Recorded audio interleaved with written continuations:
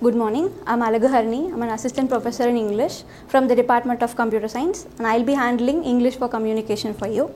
And today we'll be looking at communication and its types. So communication, communication is not a very strange topic for us because we'll be communicating with everyone every day.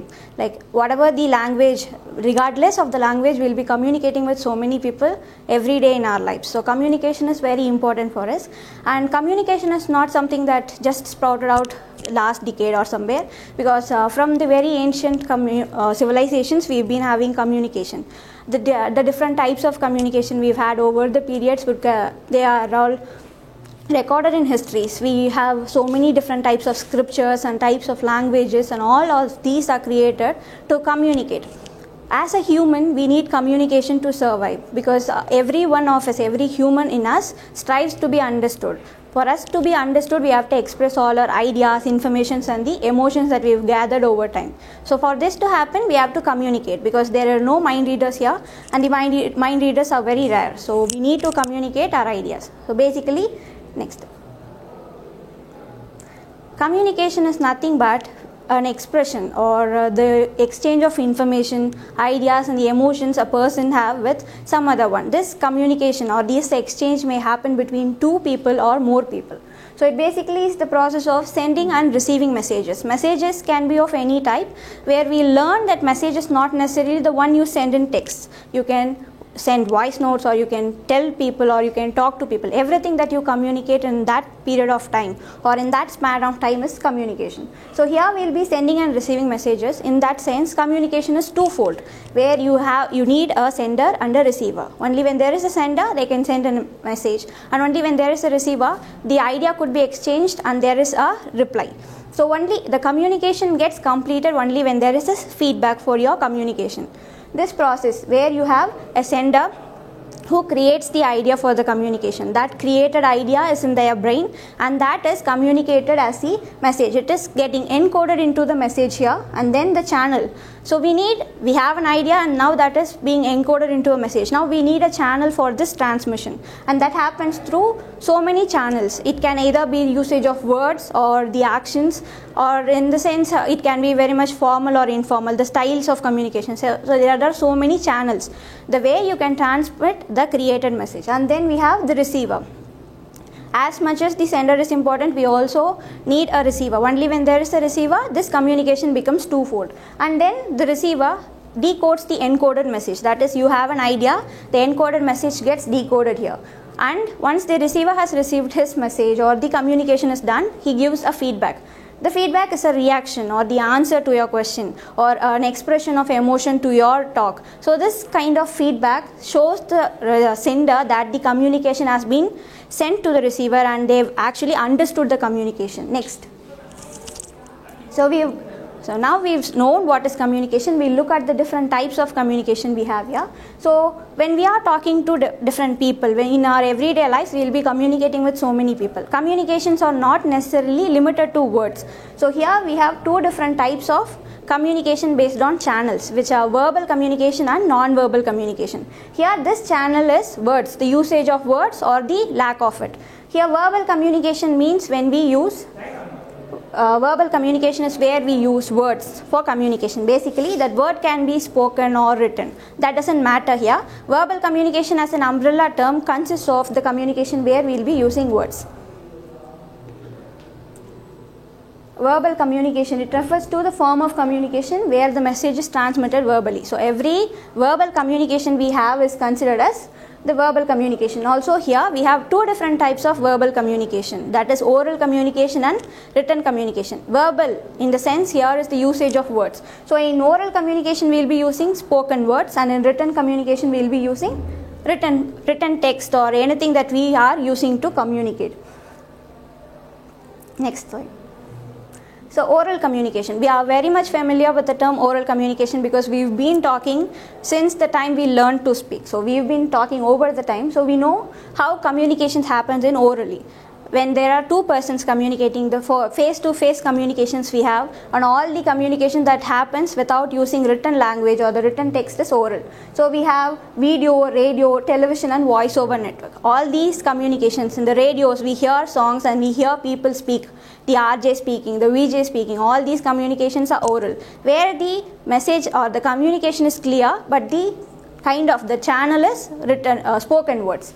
And then this kind of communication where there are no written records or no written substitutes, here all that you have, this communication is being influenced by the kind of pitch, volume, speed and clarity of speaking. So you have to be very clear in your communication. Only when you are clear in your communication and only when it has a very good pitch, your communication will be clear. So the main idea is to send the message across, but only when your message is very clear and there is a good clarity in it, it can reach the receiver well, and only when the receiver understands it, they can give a proper feedback, and through this feedback the communications come to a complete sense, or it becomes a holistic one.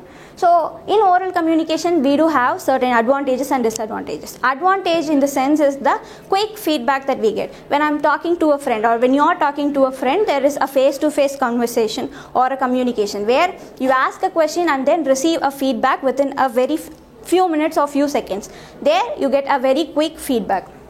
And also when there is face-to-face communications, the conversations where you can understand or where you can easily identify a person's emotion, there you understand the kind of emotions that they are going through. There you can change the tone of your communication or the subject of your communication accordingly. So thereby you stop misunderstandings from happening when you are talking to someone on their face or to their face. But the disadvantage here is that you don't have enough time to process questions. When we don't have enough time to process questions, what happens? There are some times when we say things that we don't mean to or that are not intended to come out. So the process to understand the question, or if there is a very deep question, there might not be enough time or space to think through it to answer. So that is the advantage and disadvantage of oral communication. Written communication, as we've known earlier, written communication is where we use written script. Here the communication happens to signs and symbols. Signs and symbols are nothing strange or extraordinary. It is just the words that we use. The alphabets and the words that we create with the alphabets are the signs and symbols we mean here. And very common types of written communication are our everyday text that we send and the emails that we write, letters that we use. All these come under written communication. And then the advantages of the written communication is that they can be edited and revised. When we are speaking to someone orally, in the oral communication, you cannot take back the words that you already said. But here in your written communication, you have this flexibility where you can edit or revise your ideas. When you are drafting a mail, there you can, before sending it, you can sit, read every word that you've typed out and you can revise your copies. So it comes out as an advantage where you can understand or ideate through that written communication, which is a very good advantage when we are in a professional setting, when communications are not very personal, or in that sense personal or professional communication, anything needs to be addressed with respect. So that respect or the tone that you are using, every word of yours has a tone. So it has a personality. All of your words exhibit a personality. So for your personality to be maintained uniformly, or you to have a very good decorum with your work colleagues or in your personal space, you have to revise and edit your messages so that your communication is clear as well as very respectful.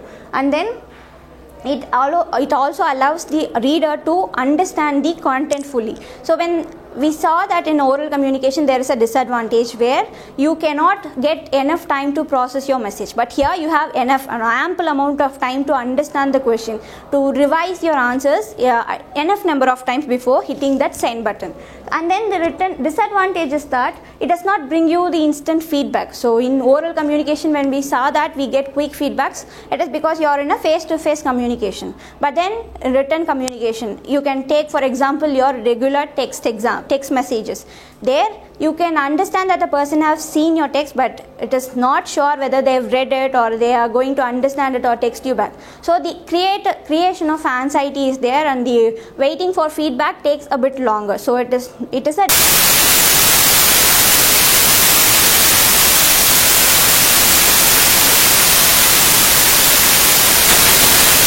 and I'll be having communication and go through some editing process or checking the grammar where we are not well versed with the language. So it takes time to compose the message. So time here is both a boon and a bane, where you can think through the answer but you don't have so much time to think through, because it is looked as disrespect when you overwork yourself or you take so much time to answer the question. So now we've seen verbal communication. Verbal communication is the channel where we have words to communicate. Here non-verbal communication is exact opposite, or the end of the spectrum in that channel where we don't use words. So when we use words, we have oral and written communication. Here when we don't use words, we have non-verbal communication. Non-verbal communication is nothing new. It is just the same, where you use body languages, your gestures, your signs, your facial expressions, everything. Everything other than speaking out or writing it down is considered as a non-verbal communication. And we think we don't know non-verbal communication or not. We are not active participants in non-verbal communication because the words facial expression and gestures are usually associated with actors or people who are into acting. But then every gesture of ours, every body language of ours is very common, and it is every day we have so many expressions that we don't we are not very much aware of. In our consciousness we are answering someone, but then only when we are opposite to the person or we are standing opposite to us, we will understand that we do involve in all these gestures and body languages over a period of time. Then non-verbal communication, since we don't really use words, we will be using the appearance and body language and sounds to clear our communication. So these are the different types of communication, and then we'll learn about all this in detail in the classes. Thank you.